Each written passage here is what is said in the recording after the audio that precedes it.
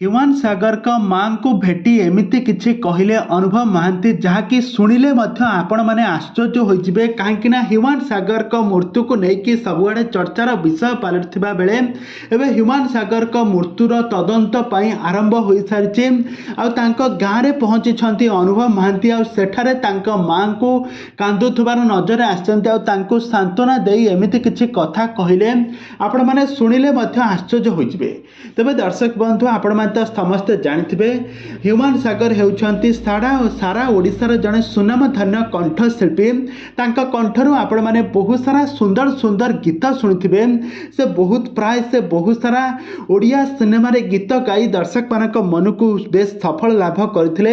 ହ୍ୟୁମାନ ସାଗର ଅନୁଭବ ମହାନ୍ତିଙ୍କର ଗଡ୍ ଫାଦର। ସେ ଅନୁଭବକୁ ବହୁତ ସମ୍ମାନ କରନ୍ତି।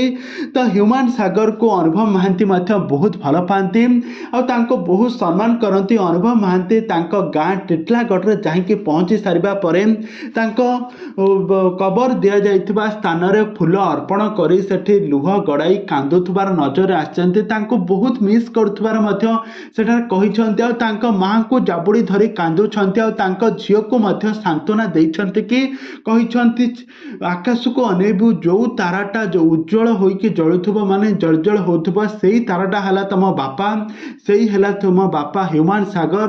ହ୍ୟୁମାନ ସାଗର ହେଉଛନ୍ତି ଗୋଟେ ବହୁତ ବଡ଼ ମଣିଷ।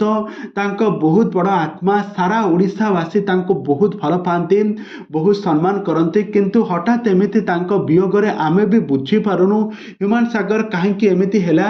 ଆଉ ହ୍ୟୁମାନ ସାଗରଙ୍କ ମୃତ୍ୟୁର ତଦନ୍ତ ପାଇଁ ମୁଁ ମୁଖ୍ୟମନ୍ତ୍ରୀ ମୋହନ ଚରଣ ମାଝୀଙ୍କ ସହିତ ମୁଁ କଥା ହୋଇଛି। ଆଉ ତାଙ୍କର ତୁରନ୍ତ କାର୍ଯ୍ୟକ୍ରମ ଆରମ୍ଭ ହୋଇଯିବ, ତାଙ୍କର ତଦନ୍ତ ଆରମ୍ଭ ହେବ, ଆଉ ଦୋଷୀ ସମ୍ପୂର୍ଣ୍ଣ ଭାବରେ ନ୍ୟାୟ ପାଇବ।